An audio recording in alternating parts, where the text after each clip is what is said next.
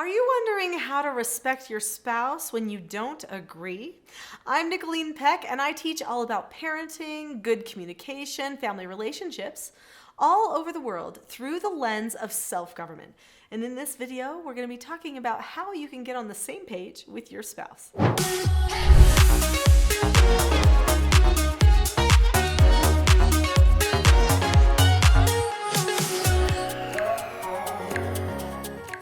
Many couples are not on the same page when it comes to their parenting or even many other things in their lives. And it can be very difficult for couples to know how to communicate when they don't agree about everything. In this video, I'm going to talk to you about my story with me and my husband and when we weren't on the same page and what we did to fix that. And I would like to share with you some things you can do to maintain respectful relationships, even if you don't always agree. For years, I've been teaching parenting. In fact, since 1999. I never knew I would teach parenting, but after doing treatment foster care for troubled teens for just a little bit, people started asking me to teach parenting around the world. I was so young, and my husband and I weren't exactly on the same page yet, but I said, okay, I'll start helping to teach. Well, after years of teaching, my husband and I came together and we changed our parenting and our communication so that we were very unified. It took a lot of work though. And people will come to me all the time, even to this day, and they will say, Nicholeen, I really want to be able to do the things you teach. I love your videos. I love your classes and books and courses, but my husband just doesn't seem to care. Or my wife does not want to change her yelling, or whatever it happens to be. And so they say, what do I do? How can I still respect them? And how can I do this because I don't want to yell or do what she does? How do we get on the same page somehow? And then I tell them, you know what? Me and my husband used to not agree about all the parenting strategies either. And really it was because I was being very deliberate in the parenting that I was doing, because I was with the foster children and our children all day long, but he was busy building his business and he was focused on other things. So he wanted me to just handle it. Well, that's nice. It shows a lot of confidence in me, but I'll tell you what, it was very hard when he would come home and be short-tempered or lose control when my children were not used to that anymore. Mom did not do that. So what about Dad? They started to lose respect for Dad, actually, because he was short-tempered and I wasn't. I was not trying to get my children to lose respect in their father. I was trying to increase respect in my relationship with them.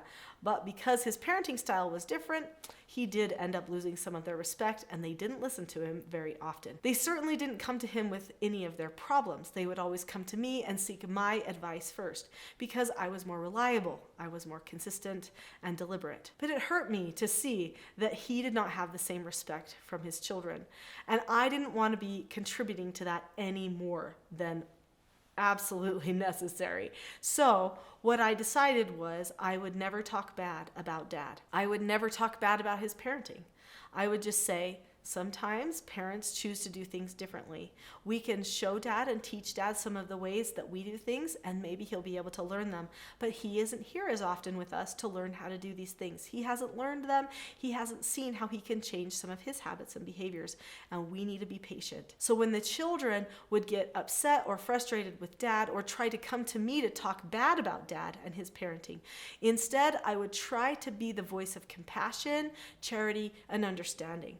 And I would definitely respect my husband, and I would tell them, he loves you, he is trying to help you and correct you, he just doesn't have the same skills that I have, but you still need to listen to what he has to say. This doesn't mean that they truly did increase their respect for him as much as they respected me, but over time, when he decided to change his parenting style to match what I was doing, then everything changed for him. In fact, many of my children are very deeply connected to their father at this stage in life, and it's beautiful to see. So what were some of the key things I did to maintain respect? Well, number one was I didn't put my husband's change of heart all on him. I'm a praying person, and I prayed regularly. I'm talking daily for probably about a year and a half that God would intervene somehow and help my husband have a change of heart. Because I was putting the pressure of the heart change on the Lord to influence my husband, I knew he had to accept it and take action, but that influencing him was on somebody else, then I could remove some of that pressure feeling toward my husband. Another thing I decided to do was not nag. Not nagging is super important. Just because you know something that somebody else doesn't know does not mean that you should nag them about what they don't know all the time. This leads me to my next don't do, but before I get to that, I'm going to tell you something to do. Click that subscribe button. There are so many great videos here on this channel that you are not going to want to miss that are about relationship development and self-government. So click the subscribe button now. So what else should you not do? You should not compare. Don't compare yourself to your spouse. That seems almost impossible, right? It's funny that when you're dating somebody or you're in love with somebody, you look past all the failures. But when you're working on a project with them, like raising a child, those differences are glaring. And you can't help but start comparing. Just like you would compare with the neighbor or people at church or at the office, all those other people you're not as close to. So keep in mind, the closeness should decrease the comparisons. We really shouldn't compare to anybody. It's not healthy. But if we could start in our husband and wife relationship, all the better. So don't compare. Don't think I'm so good at this and he's not. Or she's so good at that and I'm not. Because that creates distance in your relationship. And you absolutely need to have connection in order to maintain a spirit of gratitude and respect. Make sure that you have regular talk times together. In our family, we do something called meetings. We have family meetings, couples meetings, and individual mentor meetings with our children each week. I talk about how to conduct these meetings in my TSG parenting course. As part of the parenting university that we have these journals. This is a couples meeting journal. It's a place where my husband and I write down what we talked about during our weekly meeting together. These weekly meetings are times where you can discuss your relationship, your communication, how you want to correct each other, how you want to accept each other's corrections, code words or code language you might want to have so that you can help each other along the way. And you're going to talk about the children, their needs. You're going to talk about family issues, family trips, things you're going to buy. You're going to problem solve all the things related to the family. This couples meeting is the most important of all the meetings. If your spouse is a little reticent to have another meeting after all the meetings at the office and the things they do all day long, then have your meeting a little bit more casually at first. And then explain that these meetings are really making a difference for you and for the family, and see if you can get them to be a little bit more deliberate and concrete after the fact. Sometimes a person has to see that something is beneficial before they'll do it. Also, if you could explain to your spouse that when you run a business or start a business, you have all kinds of meetings all the time. You would never run a business without those meetings.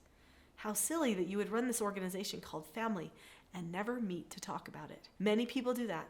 And they wish later, when they find out about family meetings, that they would have known to have those meetings ahead of time so that they could have conquered some of those problems that ended up lasting into the next generation. If your spouse does something differently from you, make sure that you do not let that be your excuse for why you aren't going to be consistent with your family. Why is it that you are choosing to watch these videos here on this channel? To parent your children using self-government skills and learning how to communicate and help them have a change of heart. It's because you want something different. You need to be true to what you know you should be as a parent and a spouse. Sometimes those two things don't necessarily gel well. When my husband and I did not see eye to eye, I did not stop the parenting skills and the training that I was using for my children. I didn't stop trying to control me and be the best version of myself. In fact, because I carried on, that actually inspired him that he could do the same thing too. To be truly inspiring to each other, we need to always be changing for the better. So hopefully your husband or wife is changing for the better, and you can appreciate those changes that are being made, even if they are more gradual than some of the changes you've already made for yourself. Stay your course, but be open-minded and understanding about everybody else being on their own journey. And then you will be able to look at that person with reverence and respect. So to respect someone does mean to revere them, to consider them as a person of importance, to even reverence them. So if you truly respect each other, then you will hold each other in important places in your hearts and in your minds. You'll speak kindly about each other to friends and family members. And you will maintain your course with integrity as well. I think I have more that can help you as you are trying to unify with your spouse and find more respect there. And that is finding purpose in your parenting. So if you've enjoyed this video, click on my next video, which is called Finding Purpose in Your Parenting. It will give you some additional things that you can do to live more purposeful as a parent and to improve all your relationships.